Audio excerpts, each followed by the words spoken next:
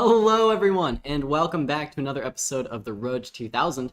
As always, my name is Caleb Denby, and today I wanted to bring you exciting news. Chess is back in St. Louis, kind of. So of course, the St. Louis Chess Club is actually hosting 5 of USA's strongest players who are trying to qualify for the FIDE World Cup. So what does that mean? That means in St. Louis, 5 players are playing virtually in the Americas qualifier. So the Americas, the continents, actually get to send 8 players to the World Cup. And right now, the qualifying event is going on. And I want to start with this young, talented player, Andrew Tang here, who actually just demolished his opponent in this round, Jose Daniel Gemy. Hopefully I'm not butchering that pronunciation too badly, by the way. Yeah, hello everyone in the chat. Yet again, another new setup here. I think we're going to be back to normal before too long. High hopes for next week or the week after, but we'll see. Anyways, this game, Andrew Tang has the white pieces. He starts off with this move d4, c knight f6, knight f3, g6, and knight bd2 by Andrew here. So pretty interesting opening by Andrew Tang. This move knight b to d2 probably strikes some of you as a little bit odd, but we'll see that Andrew actually has a very interesting idea in mind. So of course, when you are this strong, you want to control the center as much as possible. So we see Gemy actually playing pawn to d5 here. Of course, bishop g7 would be keeping in line more so with the king's Indian defense. Whereas after d5, it is going to be more like a Grunfeld, but black has successfully avoided some of the most testing lines due to the slightly weird move order by Andrew. So after d5, I'm really curious to see if you guys at home have any interesting ideas. Andrew came up with a pretty interesting opening idea here with the white pieces, and I want to see if you guys at home are going to be able to find something. So already, right off the bat, what can we do with white here?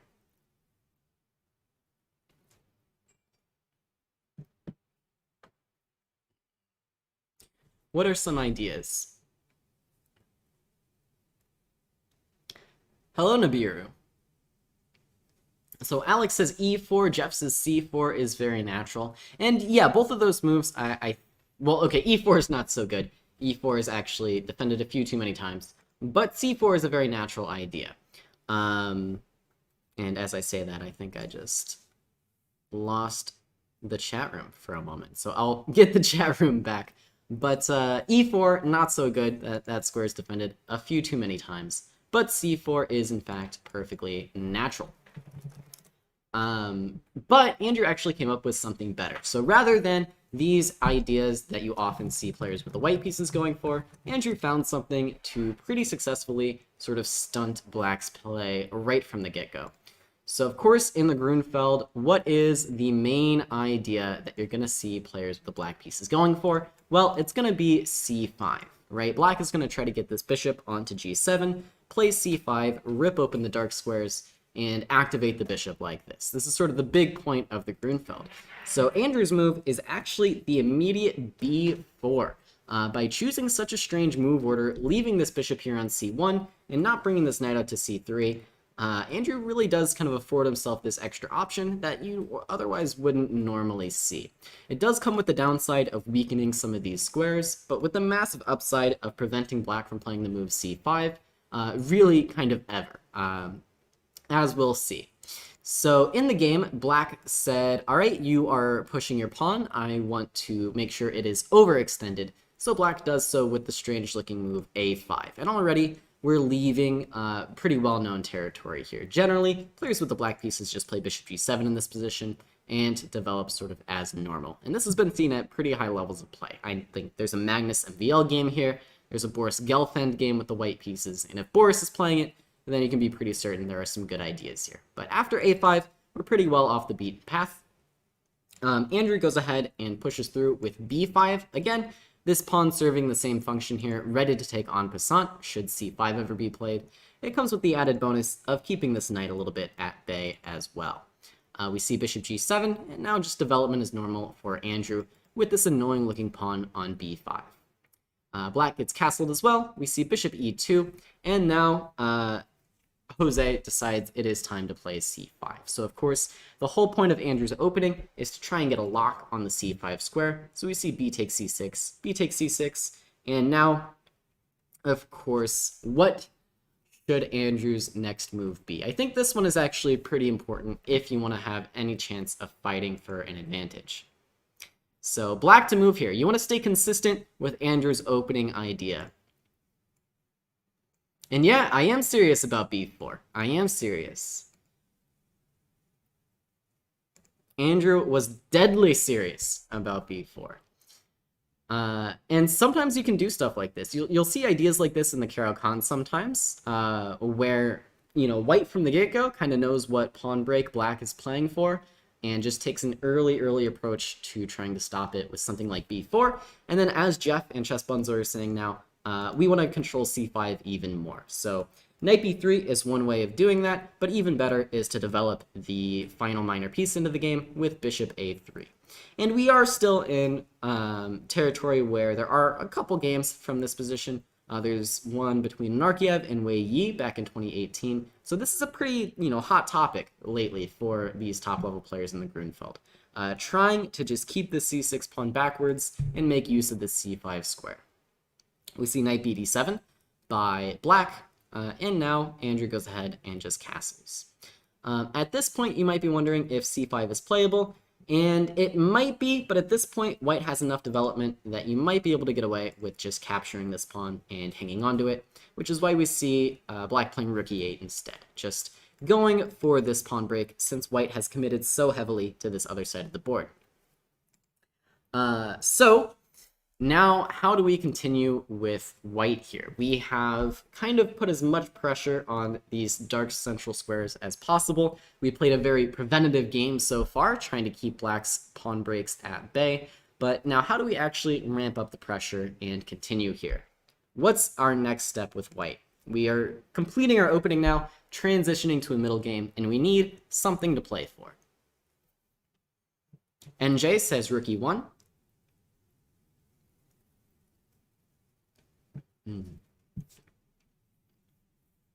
So you're in the right direction there. We've developed all of the minor pieces. Now we want to look at bringing our rooks somewhere useful, and we want to look at improving our minor pieces even further. Generally, that's what you want to be doing straight out of the opening.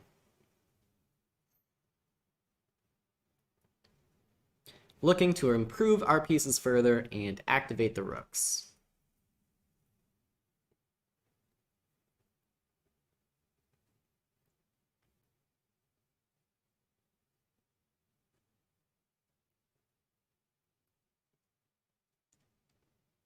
So in the game, what Andrew comes up with isn't necessarily the natural looking rook b1, but instead it's this nice move c4. So kind of further highlighting how black has this awkward backwards pawn and is unable to play c5. But since we have the white pieces and we get to move first, we are actually going to be in time to play c4, get rid of our own backwards pawn, and then after bishop a6 by black, we can bring this rook to this nice c1 square and start ramping up the pressure down this c file even further. So c4, nice idea to give the rook something to do on the c1 square. Rook e1, just a little bit slow, doesn't really do enough. We need our moves to be developing with a purpose. Not just developing, but developing with a purpose. We see black go ahead and play rook c8 here, trying to match Andrew on this c file. And Andrew just plays this nice little move h3 now, just improving the position further, giving his king a flight square, and I guess potentially preventing knight g4 in some instances. So now the question is with black, how do you want to try to equalize? Because as it kind of sits, Andrew has managed to keep a good hold on the game so far. You kind of have this flow where both sides are developing, and for the moment, there is a little bit of pressure on black's position. You see this pawn is still going to be backwards, and you see that white is going to be the one who's always deciding when to open things up with d5, or c takes d5. So what can we do here as black to try and equalize?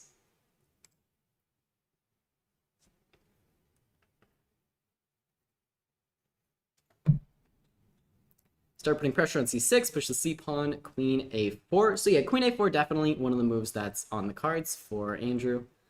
He didn't play it last move, probably because of some specifics that I'm not seeing.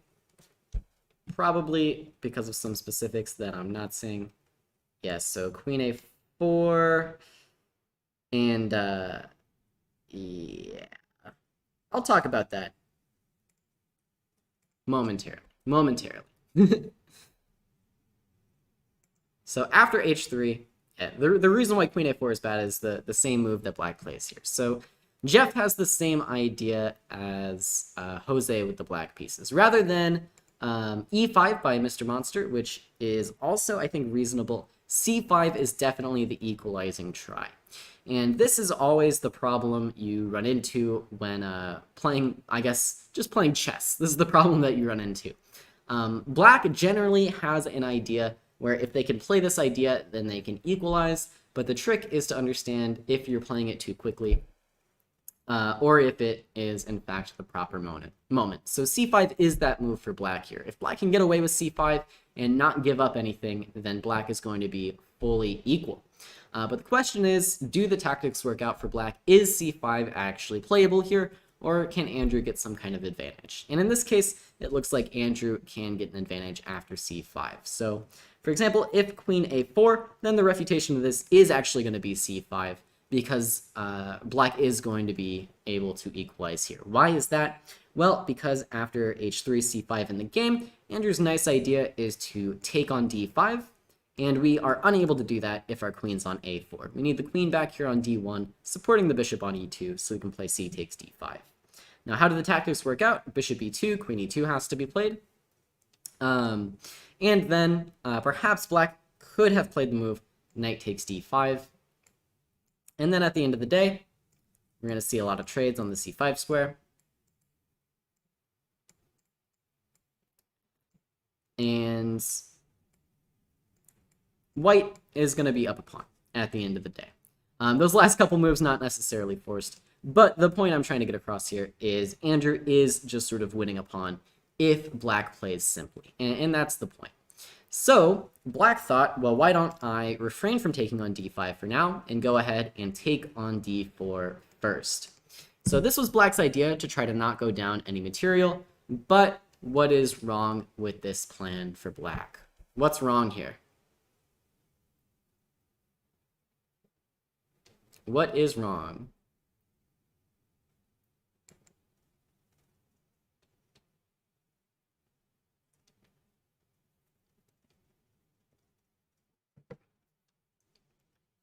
I'm not sure what the chat means by knight e4.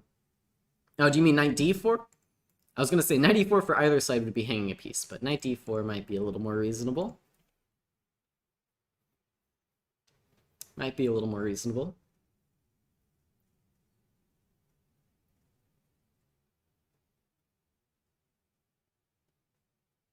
Center control. So center control isn't exactly a suggestion for the best move, but it is the right idea, and Mr. Monster has it as well. It's this move e4. And unfortunately for black, I think c5 might have just been played a little bit too early. You have to be willing to go down the pawn if you're playing c5, because this position is actually quite bad for black now. It's not going to be very easy at all to keep a hold of the d4 pawn, and in the meantime, white is sort of taking over the entire center. Of course, if black tries to make it a little more symmetrical in the center, with pawn to e5, we are just able to take on passant and capture on d4, amongst other things. We could also just let this pawn sit here. We could even just let this pawn sit here and play something like knight c4, for example, and life is just going to be very, very difficult for black regardless. So e4, the star move by Andrew here, seizes the advantage out of the opening. But that's not why I want to show you this game. Game gets much more fun from here. So now, white has the advantage because this pawn is not long for this world, and white has this nice central space advantage. Going to be a tough game for black from here, but black tries this move knight h5, defending the d4 pawn with the bishop. Andrew simply plays g3, keeping this knight out of f4, and just shoring up the position a little bit. Look for king g2 a little bit later, just to keep everything together. And now black tries the immediate e6 to try and shake loose some of these pawns in the center for white. So the question is now, can we play this move d6, or is that pawn going a little bit too far? And this is something that I often struggle with in my games personally. Whenever I push the pawn to d6, generally it's usually really, really good, but sometimes that pawn just gets taken because it's just so far away from the white pieces. In this case, Andrew realized that he can play d6 and hold on to this pawn, and because of that, his position is just very, very, very good. Black plays queen b6 now. We get this nice move king g2, taking the time to just defend all the weak spots. Rook c3 now by black, and knight b1 is the nice idea by Andrew, defending the bishop, kicking the rook out. So the rook has to go back to c8. And now we just see Andrew bringing in the rest of his major pieces. e5 finally comes for black, and we see knight back to d2 and bishop f8. So we have this position where black seems to have made a lot of progress towards untangling, right? Black did manage to get these pawns to e5 and d4, didn't end up losing this pawn on d4, but in return, we see this sort of monster pawn sitting here on d6 for Andrew Tang. So the question is, now how do we keep up the pressure? How do we keep up the pressure as Andrew here? Because otherwise, black is just going to capture our pawn. We're going to be very, very, very sad. So very, very sad.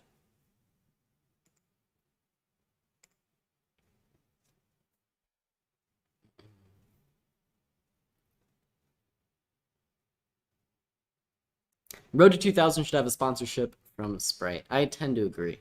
I tend to agree.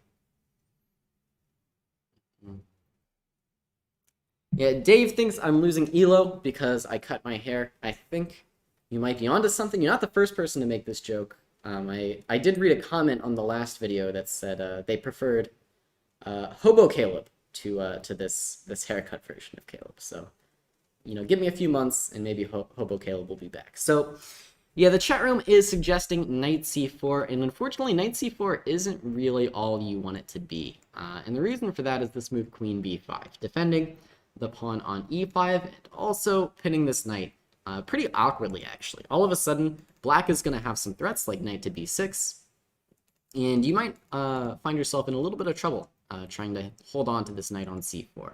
Can't play anything like rook b1, because we'll just take this guy, and the pressure on d6 is only going to increase with stuff like rook c6 and rook e to c8 to come. So knight c4, not really going to get it done. It's still a playable position for white, but knight c4, not quite good enough. Same thing with rook takes, followed by knight c4. Just not going to be good enough here with this move queen b5 coming on the board. In fact, you might be close to losing a piece. Probably not quite, because you have this move knight d2, but definitely not super comfortable for white. So the key thing to realize here, which this is the part that I often struggle with in my games, is that the pawn on d6 is strong for a number of reasons. The most obvious one is that when your pawn gets to d6, it's really close to queening, and if you can push that pawn through the last two squares, then you get an extra queen, right? That's the big advantage of having a far advanced pawn. However, there are other advantages, and in this case, number one, it takes away some really key squares, and it does a good job of sort of, hindering black's pieces. This pawn is really keeping black's pieces from coordinating together. You see that this bishop and this knight don't do a great job of working together, and these pieces have trouble sort of switching from the queen side to the king side because there's all these pieces in the way on the d file. So the trick here is to use the b pawn sort of as an attacking piece. Use the b pawn, or not the b pawn, use the d pawn to activate the rest of your pieces without worrying too much about keeping it absolutely 100% defended. And so that's what Andrew does here. So he does actually play this move rook takes c8, but now the follow-up is going to be rook to b1. So Andrew isn't really wasting time trying to defend this passively with knight c4. He's just looking to bring the pieces in on the queen side and use this pawn as a nice attacker. Black plays this move queen a7, which is maybe a little bit suspect. Once again, because of this idea where it's super hard to switch sides once your piece gets stuck on one side. So maybe a little bit better is actually this move, queen to d8, because now the queen just has a little bit easier access to the king side if needed. But queen a7 played instead. By the way, what's wrong with queen to c6, you're probably wondering? Well, simply rook back to c1. And Andrew would be very happy with this position, with the rooks off the board and the queen invading. So that's why we see queen a7, and now Andrew brings in the queen as well with queen b5. And compared to those positions with the knight on c4, now you can definitely see that Andrew's pieces are invading and a lot more active here. So we see this move rook to b8, and this is kind of Black's last hope to keep things in the game, get the rook on b1 off the board, maybe try and draw this knight backwards. So what are we going to play after rook b8?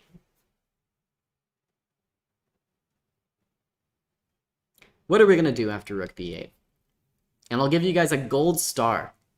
One gold star. I don't give these out often. So if you can find Andrew's next move, I'll award you 1 gold star.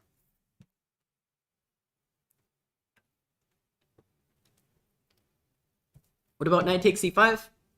I don't think there was ever a moment when knight takes c5 was quite playable.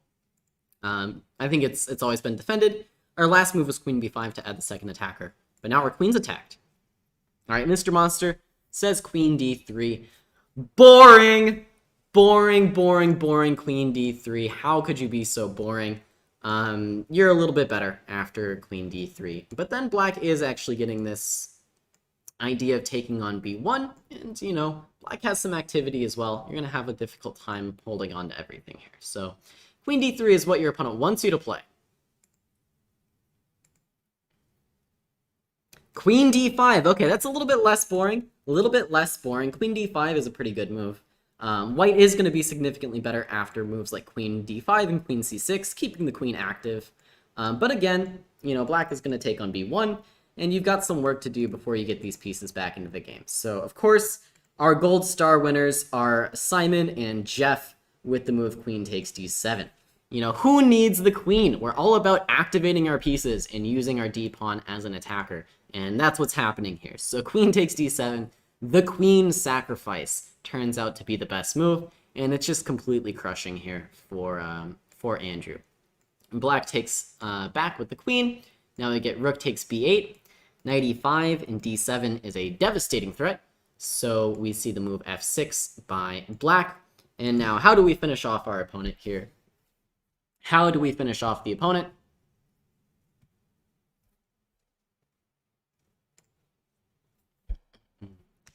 What to do in this position? Because I know that when I awarded you the gold star, you saw this far, and you knew this next idea was ending the game. Otherwise, I wouldn't have given you the gold star. Yeah, so Jeff, of course, gold star recipient, had the right idea. We go knight c4. Black plays king g7, because what else do you play with Black? And now knight b6 dislodges this queen. But we're not done yet. We're not done yet. Queen a7, and we do have to find one more tactic here. What was the point? What was the point of it all? Yeah, Simon, other gold star recipient, a little bit slower than Jeff, but still finding knight c4 to b6.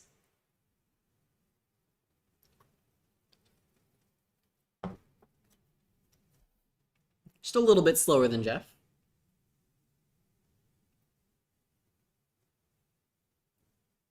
Ooh, and a couple people falling at the last hurdle here. d7 loses because your rook is attacked one time. But, of course, the gold star recipients are all over it, as is Chess Bunzo.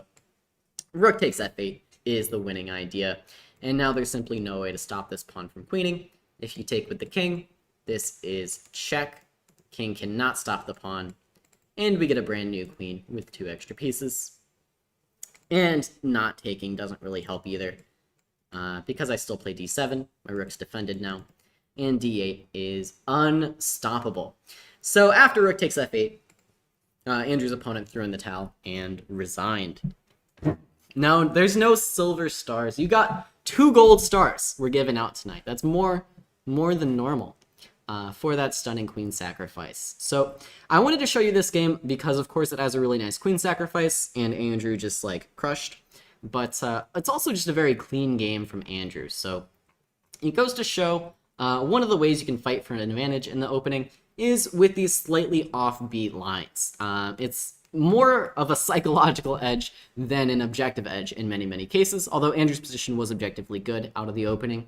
But what do I mean by that? Well, when your opponent is used to playing the Grunfeld, and they're used to playing c5 on, like, move 6 without really any issues, then if you prevent c5 really early on, they're going to have to adapt their gameplay pretty seriously, right? You're going to have to change your plan around. You're going to have to play something you're probably not quite as familiar with. And that's the real power in playing something like b4, is putting your opponent a little bit off their game and making them play something they're less comfortable with. That's a huge, huge advantage in any practical game.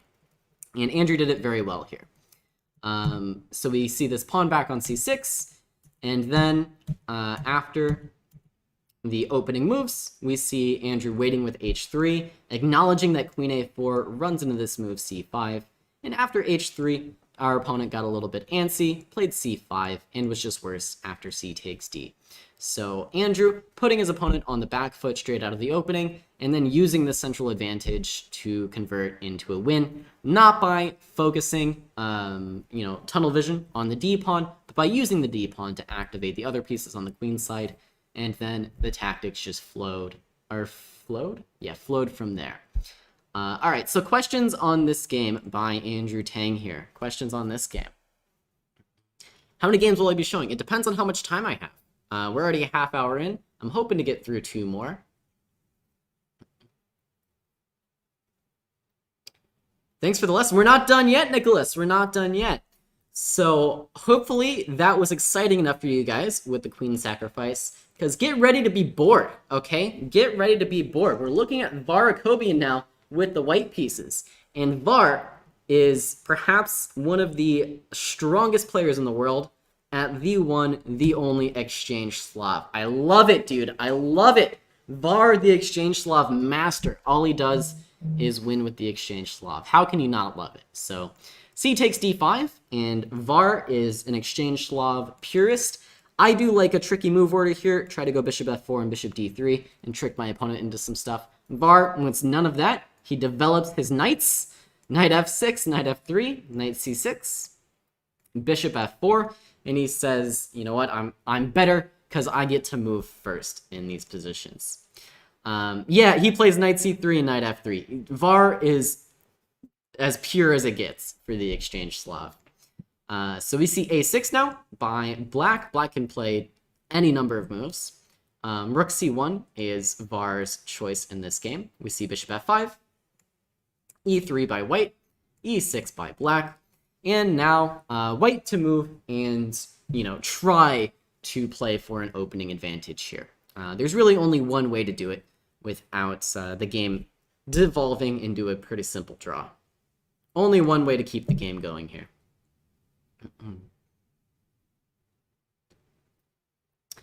And it's a thematic idea, both in the exchange Slav and really any opening where Black is developing this light squared bishop. It's a rookie mistake developing this light squared bishop, honestly. The best square for the light squared bishop is c8. I'm talking like a French player. It's ridiculous. No, not a3, not a4. So in any d4 opening, when you see this bishop come off of the c8 square early on, your first thought should be about this b7 pawn.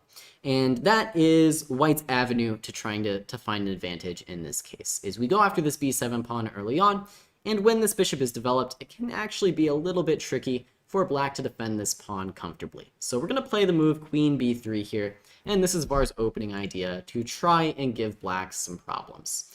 Of course, White is perfectly fine after bishop d3, bishop takes d3, and queen takes d3, but Black's not going to have any problems in this position sort of at all.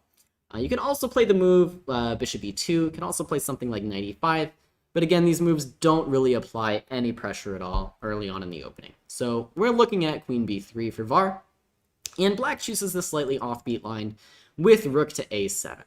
So while this move does look sort of very, very strange, the idea is that eventually this b-pawn is likely going to move, and the rook will have access to all sorts of squares on the 7th rank. Perhaps it could double up very easily, and for the moment, it is just a nice defender of this d-pawn. Slightly, well, I guess not more normal. Rook a7 is the normal move here, but something like bishop d6 is also playable, playing it kind of as a pawn sacrifice. Even bishop b4 has been played before, and I think knight a5 is playable as well, although that one's not showing up where it should. No, okay, so now that I put it on the board, yeah, there are some games after knight a5. But rook a7 is the quote-unquote main line. Var continues development with bishop e2.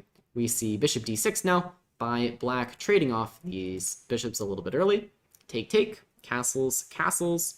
And now knight a4 for Var is the sort of classic idea in the exchange Slav. White has an extra tempo, and white uses that extra tempo to try to plant this knight somewhere nice on the queen side. Now black starts doing some pretty strange things here. So believe it or not, I actually do think black is under some pressure out of the opening in this exact position. So because of that, black doesn't really have a ton of time to waste, in my opinion. I think black needs to be playing pretty actively on the queen side, or else white's going to be able to build up some kind of permanent advantage over there. So with the black pieces here, what can we do to try and level out this game before white gets any advantage? Was this a blitz game? No, this is classical time controls, although they are playing online. These are games from the qualifier for the FIDE World Cup, the Americas qualifier. So qualifying for the World Cup can be a pretty complicated process if you're not like 2700. If you're 2700, they just like send you an invitation, I think. But the rest of those lowly GMs, they have to qualify for it. And in this case, the Americas, the continents, send 8 players. And these are games from the US players playing from St. Louis right now that are trying to get one of those 8 qualifying spots. Which, by the way, I think Alejandro Ramirez is in the midst of a tiebreak for his qualification spot. He tied, or he drew his game today. And so he is actually, yes, he is currently playing his tiebreak match against Franco Villegas. And we eagerly await his result there. Hello, Asan. Isn't knight a4 a blunder? Isn't knight a5 a blunder? I'm not sure. We'll take a look. Take a look. So Nicholas has a great idea in the form of e5. So e5 is a very thematic idea here for black to try and negate white's queenside advantage. You've often heard the saying, I'm sure, you want to counter an attack on a flank with an attack in the center, and that sort of holds true here, although it's even more direct in this case. In this case, white wants to put this knight on c5, and so black very, very often will counterattack in the center of the board by playing the move e5. But I do think it's a little bit early to play e5 in this instance. It's a lot like the previous game that I was talking about, where black perhaps rushed a little bit to play c5. Andrew got a concrete advantage because black just simply wasn't set up enough to play the pawn break. And that's going to be the case here as well. So because of this awkward positioning of the rook on a7, I think something like queen b6, and all of a sudden you can see that the white pieces are going to start to invade just a little bit here, with ideas of doubling on the c file, ideas of pressuring this b pawn still, ideas of knight c5 even, and white's going to have some advantage. So we're not quite ready to play e5. So there are a couple ways that black can equalize here. I think the simplest is actually to play knight d7 immediately. Once again, shoring up control over the e5 square a little bit more, and already, in fact, countering this idea of knight c5. So knight d7, I think, is probably the easiest way to do it. And we're going to see this rook land on c5 rather than a knight, and I just think this position is a lot easier to handle for black than the other way to equalize, which is with b5. Although I do think b5 is perfectly playable as well. You get something very, very similar after the move knight e4. But in the game, black actually plays this move bishop g4, and it takes a lot to be losing in the exchange Slav, so I don't think black is losing at all. but I do think that this is perhaps a little bit early to be initiating this trade. So black in this instance, rather than dealing with the situation on the queen side or the center, decides that he wants to take off the knight on f3 before playing e5. And I think it's just a little bit early to be doing that, because as we all know, bishops are better than knights. So trading the bishop for the knight, while it does help initiate this e5 pawn break, I do think it is giving white a slight edge in the form of having a bishop versus black's knight. And so we're going to see Var take this tiny advantage after h3, bishop f3, and try to turn it into something bigger. So black plays this move, b5. We see Var just plant the knight on c5 as intended, and now we see the fruition of black's plan with e5, taking advantage of the fact that this knight on f3 is no longer there. So with the white pieces here, now we have some type of, tiny static advantage because we have this nice bishop on f3. So how do we keep this tiny static advantage and not let black simplify things too much?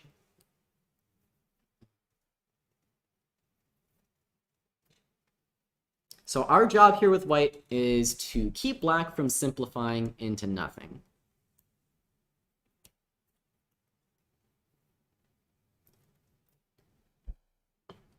Hello, Adi, in the chat.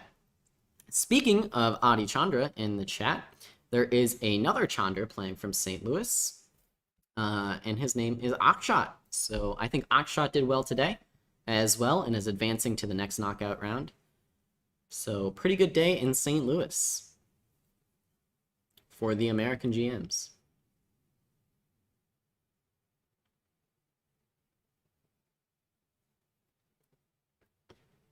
So this one is not too complex. You really only have two options here. You can take on e5, or you can defend your d-pawn somehow. So the thing I wanted you to realize is that we probably shouldn't take on e5 in this instance, because after knight e5, we're going to have to work very hard to keep this bishop alive.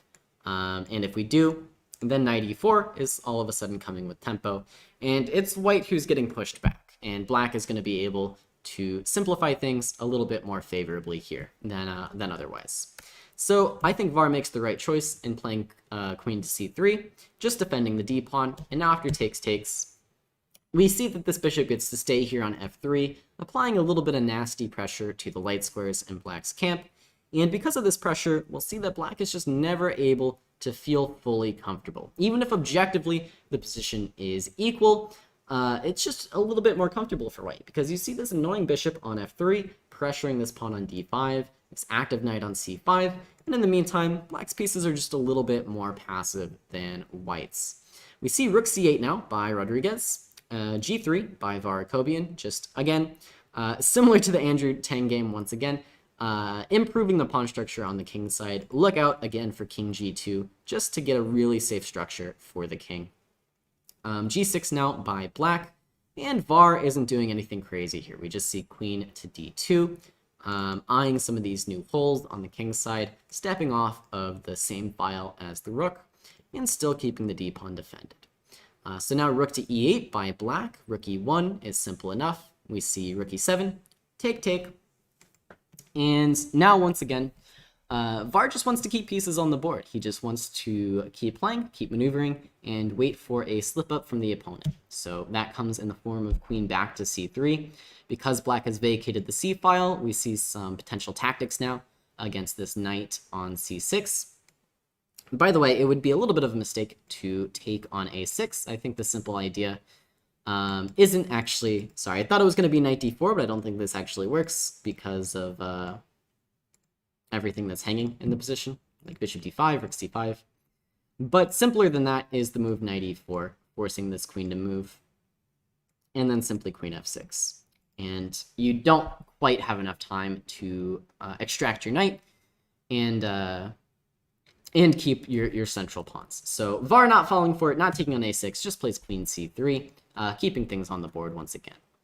b4 now is a decision that black makes in this game. And I really don't like this move by black. I think in this position, black sort of has everything under control and has sort of successfully navigated most of the threats here.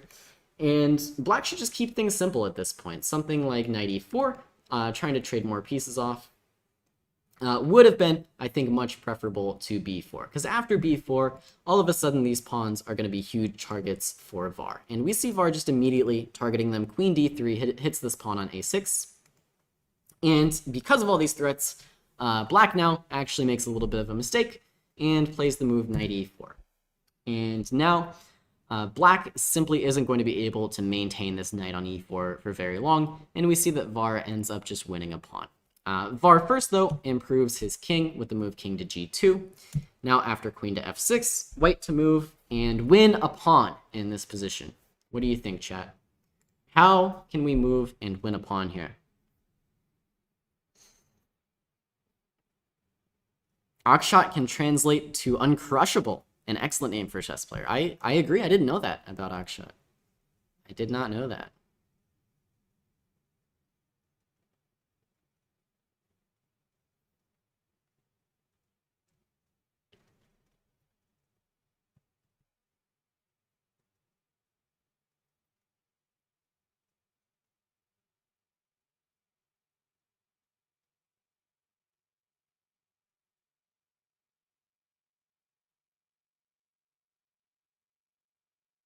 All right, how can we win a pawn here? How can we win a pawn?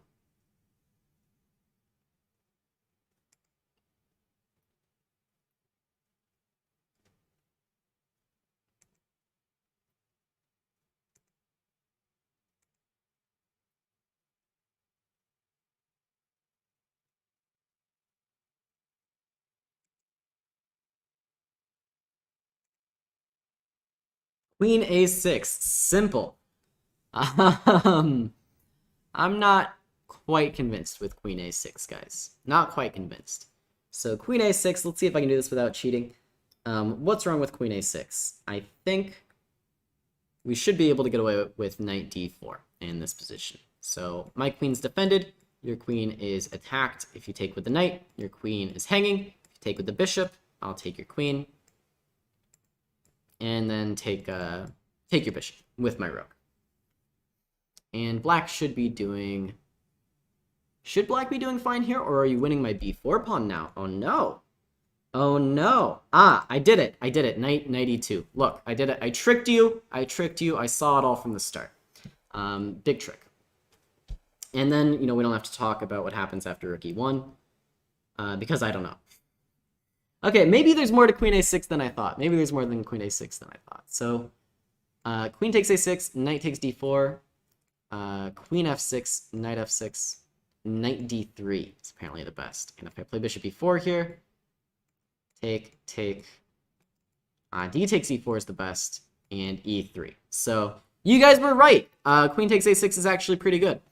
But black is getting a little bit of counterplay with e3. So, I don't mind the way that Var did it, actually. But queen a6 is a better move than I thought. I thought knight d4 was going to be a little bit too strong.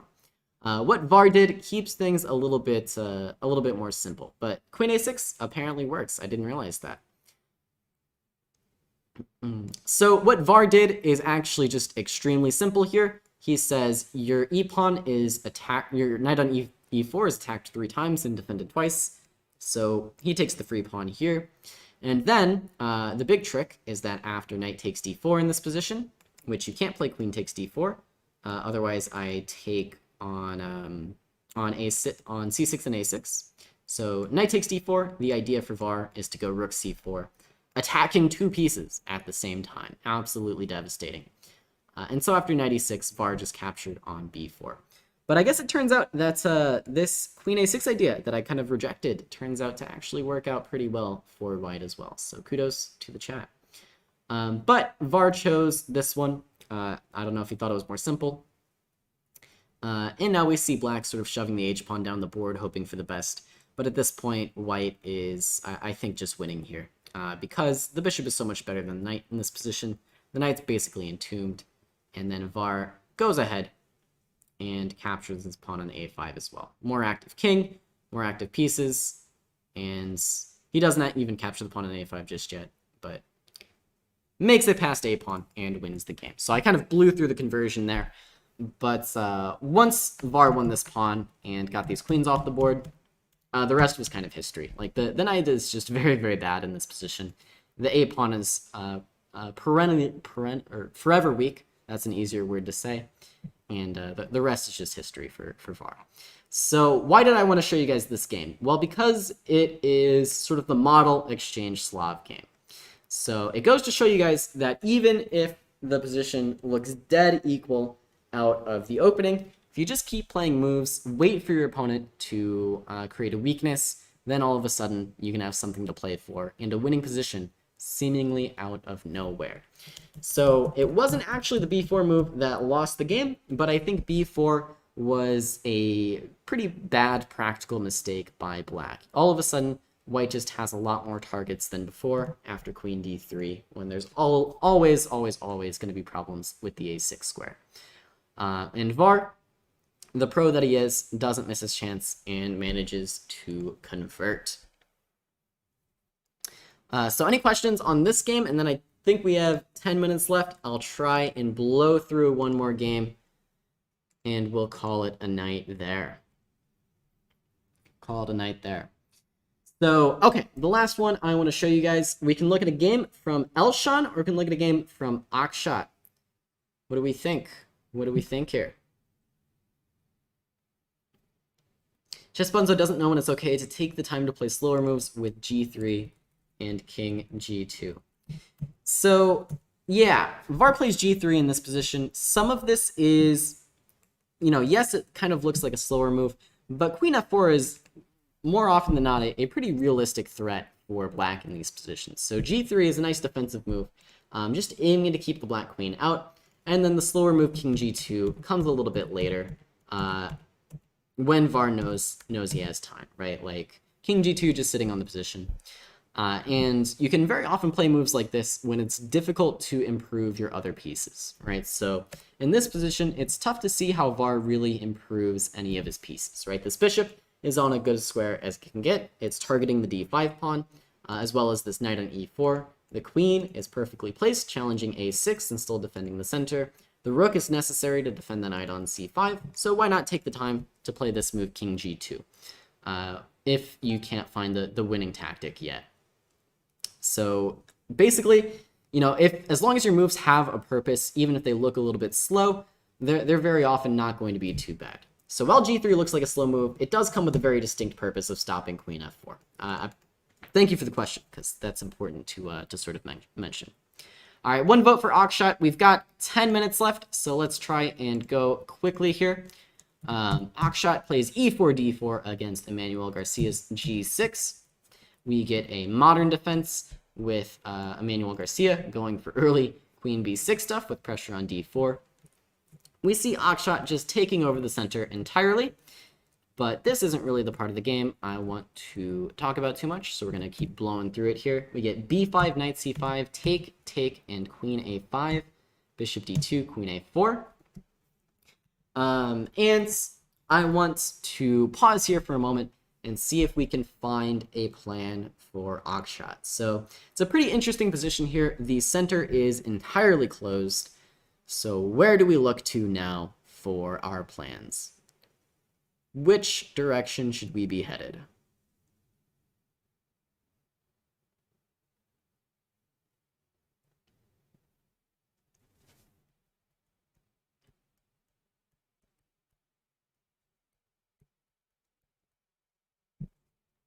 Which way should we be headed here with the white pieces? Mr. Monster has trouble with close positions. Well, boy, oh boy, this is the game for you.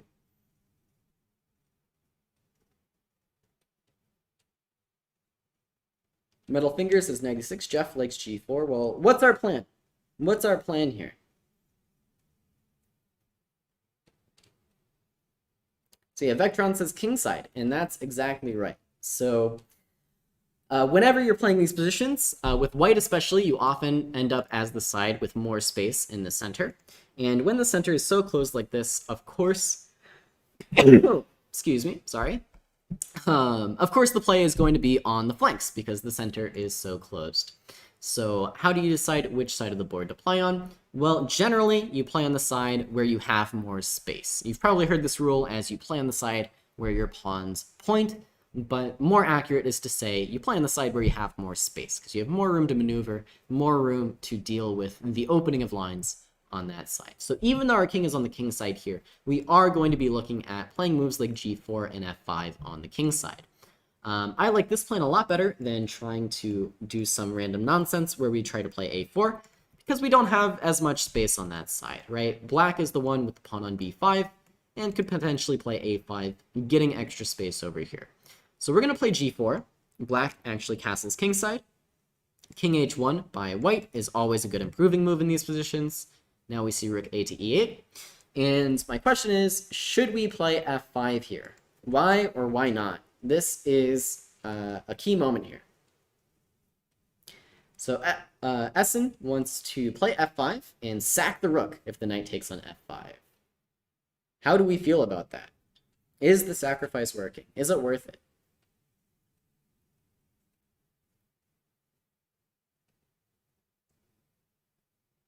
Jeff says premature. Well, how would you better prepare it then, Jeff? How would you better prepare it if it's premature?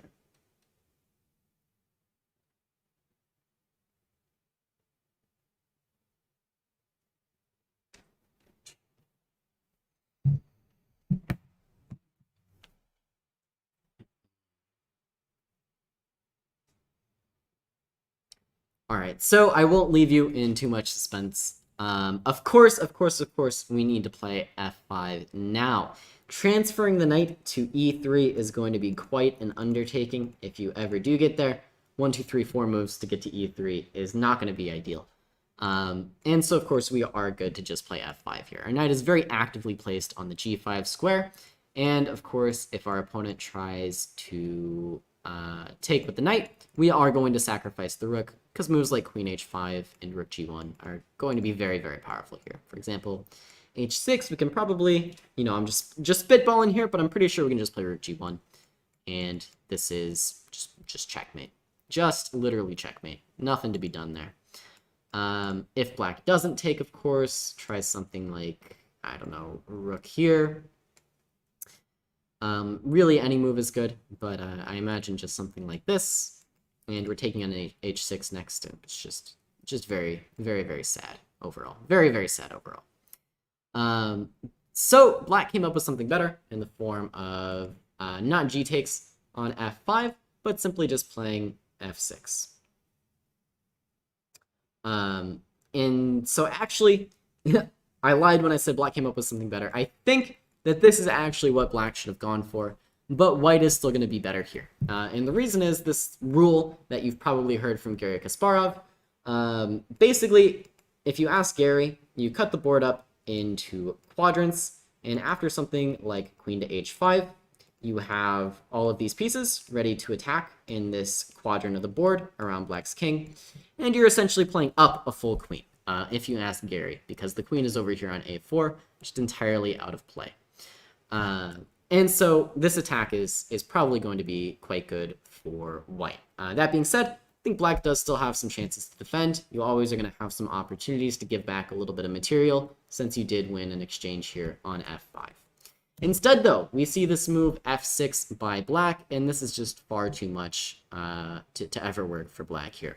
Akshat finds the correct move, knight to e6, pressuring these two pieces, and you simply don't have time to try and play something like rook f7 here. You're just going to get demolished after like takes, and takes, for example. So king takes instead, but now fg6, like it doesn't get better here. It just doesn't get better here for black. It's just not getting better. I promise. Promise it's not getting better. So knight takes f5 was played instead. But now, instead of white sacrificing the exchange, it's actually black sacrificing the exchange. And of course, that's just not ideal. So Akshat immediately gives the exchange back on f5. And now the king side is just totally shredded. White's not even down material. And we see Akshat pretty convincingly ending the game here. So Akshat actually missed queen takes h7, which was a bit, kind of a lot better than queen d7 check here. But he goes queen d7, takes this pawn on c6, and now, having won this nice pawn on c6, they just transpose into this endgame, which is just completely busted. Completely busted for black. The c6 pawn, far too strong, and Emmanuel Garcia resigns. So I know we sort of zoomed through this game to finish by the 7:30 mark, but yeah, just a tough game for black. I wanted to show off how Akshat goes for f5 so quickly, not afraid to sacrifice the exchange because you have so much extra space, and the queen is so far out of the game for black. Whenever you have these kinds of positional advantages where you see that your opponent's pieces are very much blocked off, that's when these types of sacrifices can be good, and Akshat recognizes that. How to best play as black in this closed position? To be honest, I kind of hated black's opening on the whole. I think this queen a5, queen a4 idea was just very, very flawed. I think, yeah, I think white is just much, much better here, to be honest with you. Just much better. So what can you do better? Maybe you can play something like a5. So like I said, whenever you're in closed positions, you want to play on the side where you have more space. For black, you actually just have to play on the queen side here, even if you don't have more space. It's kind of the same amount of space. So whenever you play this move b5, you're essentially shutting down all the play on this side where you have more space. And so you're just giving your opponent a free attack. So I really hate this b5 move, first of all. And then this queen a5, queen a4 stuff just puts the queen further out of play. And Akshat was able to have a free attack from there. So I would have preferred something like a5, something like b6, c5, a5, these kinds of ideas to try and open up more files on the queen side for black. With that in mind, though, we are going to be calling it here. As Ben says in the chat, Josh Fidel is up next with the GM class. So go ahead, go check it out. Links in the chat. As always, I want to say thank you very much for joining me here on the road to 2000. Hopefully you guys are enjoying these games. If you do want to follow these games live as they're happening or see some more results for yourself, I do believe they're available on a few different websites. I've been looking at them through ChessBomb. Just look up FIDE World Cup America Qualifiers, and that's the name of the tournament. Hoping that we get 5 players from the US in the World Cup from this qualification stage. All right, once again, thank you all very much for joining me. As always, my name is Caleb Denby, and I will see you next time.